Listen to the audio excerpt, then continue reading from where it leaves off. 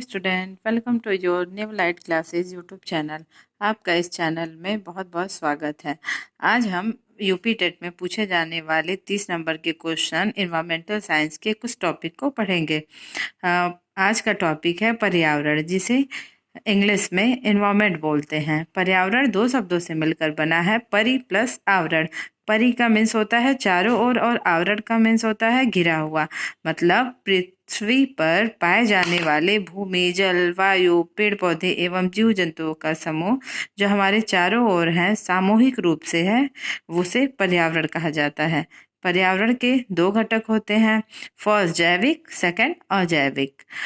आज हम आगे इसका एक्सप्लेनेशन करते हैं। जैसे अजैविक को भौतिकी घटक भी बोलते हैं। इसमें मुख्य रूप से स्थल, वायु, जल, वर्षा, सूर्य का प्रकाश आदि आते हैं। अजैविक घटक 2 टाइप्स के होते हैं। पहला प्राथमिक उत्पादक या स्वपोषी, जिसे इंग्लिश में प्राइमरी प्रोड्यूसर या ऑटोट्रॉफ्स कहते हैं। उपभोक्ता या परपोषी, मतलब कंज्यूमर्स या पैरासाइट। ओके। और जो प्राथमिक उत्पादक होते हैं उनमें पेड़ पौधे आते हैं, क्योंकि पेड़ पौधे ही तो ऑटोट्रॉफ्स होते हैं, क्योंकि वो अपना भोजन खुद बनाते हैं। ऐसा तो नहीं ना होता कि वो कुछ अलग से खाते हैं या हम उन्हें कुछ देते हैं तो वो खा लेते हैं। वो अपना भोजन खुद बनाते हैं। ये प्राइमरी प्रोड्यूसर में आते हैं। और ये किसके थ्रू भोजन बनाते हैं? अपना प्रकाश संश्लेषण के थ्रू। आपने पढ़ा होगा कि प्रकाश संश्लेषण की क्रिया में पेड़ पौधे एटमॉस्फेयर से CO2 गैस लेते हैं, रूट से वाटर एंड मिनरल्स लेते हैं, और जो उनकी पत्तियों में क्लोरोफिल प्रेजेंट होता है, उनकी हेल्प से ये भोजन बनाते हैं। इस पूरे प्रोसेस को ही फोटोसिंथेसिस कहते हैं। उपभोक्ता या परपोषी। अब उपभोक्ता भी कई टाइप्स के हो सकते हैं। फर्स्ट है प्राइमरी कंज्यूमर्स, फिर secondary consumers, third tertiary consumers, fourth ये चतुर्थक अब घटक मीन्स फोर्थ कंज्यूमर्स। अब हम प्राथमिक उपभोक्ता के बारे में पढ़ते हैं। प्राथमिक उपभोक्ता जो होते हैं मेनली शाकाहारी होते हैं, मीन्स हर्बीवोरस होते हैं। ये जीव केवल प्राथमिक उत्पादकों से अपना भोजन प्राप्त करते हैं। जैसे खरगोश और हिरन, ये क्या खाते हैं? ग्रास वगैरह खाते हैं या फ्रूट्स वगैरह खाते हैं। सेकंड द्वितीयक उपभोक्ता, जिसे मांसाहारी कहते हैं, कार्निवोरस कहते हैं। ये अपना भोजन केवल प्राथमिक उपभोक्ताओं से प्राप्त करते हैं। मीन्स शेर, चीता, ये क्या खाते हैं? खरगोश को, हिरन को, गोट्स को, इन सबको खाते हैं। फिर क्या आता है? टर्शियरी उपभोक्ता मीन्स सर्वाहारी। ये अपना भोजन पौधों एवं जंतुओं दोनों से प्राप्त करते हैं, जैसे मनुष्य, जैसे हम सब। और उसके बाद लास्ट आता है चतुर्थ उपभोक्ता। ये पौधे एवं जंतुओं के मृत शरीर को अपघटित करते हैं, मतलब डिकम्पोजिट करते हैं, तथा उनसे अपना भोजन प्राप्त करते हैं। अर्थात ये जैविक पदार्थों को अजैविक पदार्थों में परिवर्तित कर देते हैं, जैसे जीवाणु और फंगी। अब हम आहार श्रृंखला या आहार जाल के बारे में पढ़ेंगे। आहार श्रृंखला या आहार जाल, जैसे घास को खरगोश ने खाया, चूहों ने खाया या किसी इंसेक्ट ने खाया। फिर खरगोश को किसने खा लिया? मोर ने या बाज ने। फिर चूहों को भी मोर या बाज ने खा लिया, या सांप ने खा लिया, या खरगोश को सांप ने खा लिया। और इंसेक्ट को मेढक ने खा लिया, फिर मेढक को सांप ने खा लिया, फिर सांप को मोर या बाज ने खा लिया। इस तरह यह एक दूसरे से इंटरकनेक्टेड होते हैं। इसका डिफिनेशन हम देखते हैं। जैसे पारिस्थितिकी तंत्र में आहार ऊर्जा का स्थानांतरण श्रृंखलाबद्ध रूप से होता है। जैसे अभी मैंने बताया कि घास को कीट पतंगे खाते हैं, कीट पतंगों को मेढक, मेढक को सांप, तथा सांप को मोर, बाज खाते हैं। इसी तरह अनेक श्रृंखलाएं हो सकती हैं।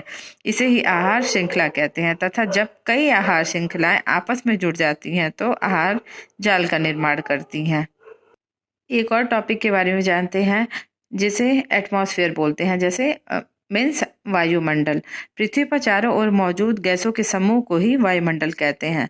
हमारे पृथ्वी पर जो हमारा एटमॉस्फेयर मीन्स वायुमंडल है, उसमें बहुत सारी गैसों का मिश्रण है। जैसे इसमें सबसे ज़्यादा परसेंट में कौन पाया जाता है? नाइट्रोजन, 78.08%। ये यूपी टेट में कई बार पूछा जा चुका है। फिर ऑक्सीजन, ऑक्सीजन कितना पाया जाता है? 20.95%। Organ, CO2, neon, helium, methane, ये सब भी गैसों का मिश्रण है। और ये कार्बन डाइऑक्साइड का परसेंटेज भी पूछ देता है, वो है 0.03%। उसके बाद हम कुछ महत्वपूर्ण प्रश्नों को हल करेंगे। जैसे विश्व पर्यावरण दिवस प्रत्येक वर्ष 5 जून को मनाया जाता है, ये मोस्ट इम्पॉर्टेंट क्वेश्चन है।